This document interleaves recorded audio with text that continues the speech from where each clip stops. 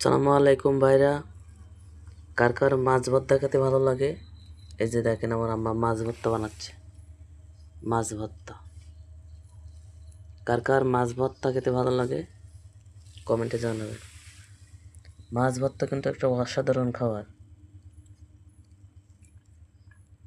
এই যে মাছ ভর্তা, আজকে আমরা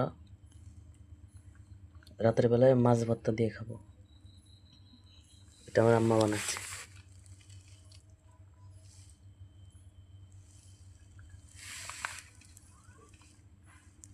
এই যে দেখেন মাছ ভর্তা।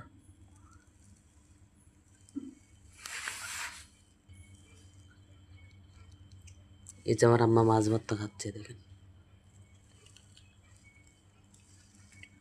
মাছ ভর্তা। ডাউল, লম্বা ডাউল, ঢাকা শহরের লম্বা ডাউল যেটা বলে, সেই মজা, হেব্বি মজা।